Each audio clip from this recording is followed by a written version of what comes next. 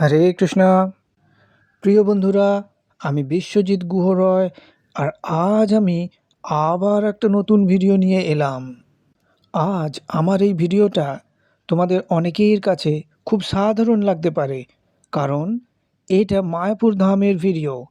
বিদেশের কোনো পাহাড়, সমুদ্র বা কোনো বড় বিদেশি শহরের ভিডিও নয়। মায়াপুর ধাম আমার খুব প্রিয় জায়গা। ওখানে যতবার যাই তত বেশি যাওয়ার ইচ্ছে হয়। তাই ভবিষ্যতে মায়াপুর ধামে শিফট হওয়ার খুব ইচ্ছে আছে। এই যে ছবিটা দেখছো, গঙ্গা আরতি করার পর মোটর বোটে করে গেস্ট হাউসে ফেরার পথে ক্যামেরাবন্দি করেছিলাম, মানে ছবিটা আমার ক্যামেরায় তুলেছিলাম। যতবার ইস্কন মায়াপুরে গেছি, গদা ভবনেই থেকেছি। গদা ভবন আমার খুব ভালো লাগে। অন্য ভবনগুলোর থেকে গদা ভবন অনেকটাই আলাদা এবং অনেকটাই সুন্দর। আমরা যতবার গেছি 4 বেডের রুম নিয়েছি। আমাদের রুমের পাশে কত সুন্দর এই তুলসী মন্দির। অনেকেই, বিশেষ করে বিদেশি মহিলারা, এই তুলসী মন্দিরে তুলসী আরতি করেন।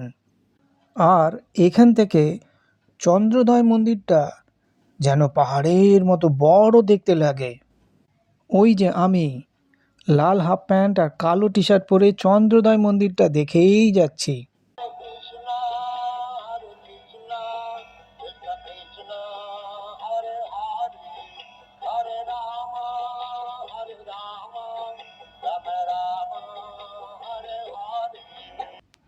গদা ভবনের সাথে একটা সুন্দর বাগান আছে, আর এই বাগানটা আমার দেখতে খুব ভালো লাগে।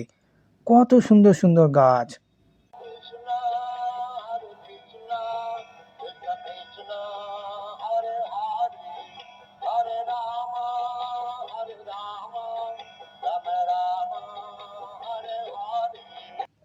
আর এই গাছটা কি দারুণ দেখতে, যেন একটা বড় ছাতা। যতবার মায়াপুর গেছি 3 দিনের কম কখনোই থাকিনি। আর প্রত্যেক দিন গোশালা যেতাম গোমাতাদের আদর করতে। গোশালা যাওয়ার পথে এই লেকটা আমার দেখতে খুব ভালো লাগে। যখন অনেক ওয়াটার লিলি ফুল ফুটে থাকে তখন দেখতে আরও বেশি ভালো লাগে।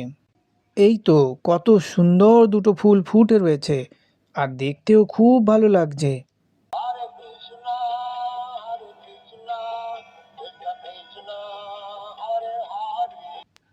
গোশালায় এসে গেলাম। এখানে এক একজন যেন WWE সুপারস্টার। এনারা আবার খুব অভিমানী। আদর না করলে অভিমান হয়ে যায়। নেক্সট টাইম এখানে এলে তখন এনারা আর কাছে আসেন না। এক একজনের এক এক ধরনের এক্সপ্রেশন, কিন্তু এনারা সবাই শান্ত। এটাই তো মায়াপুর ধামের মহিমা। এখানে এলে সবাই শান্ত হয়ে যায়।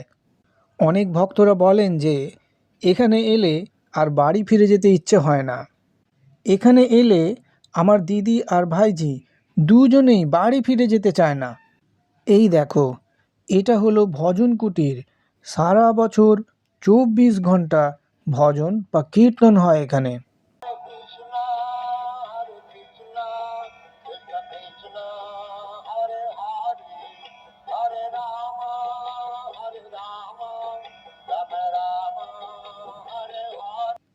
আর এই যে এক মা তার ছোট্ট বেবিকে নিয়ে গাছে বসে আছেন। এনারাও খুব শান্ত, ভক্তদের ডিস্টার্ব করেন না। আজ এইটুকুই থাক, পরে আবার একটা নতুন ভিডিও নিয়ে আসব।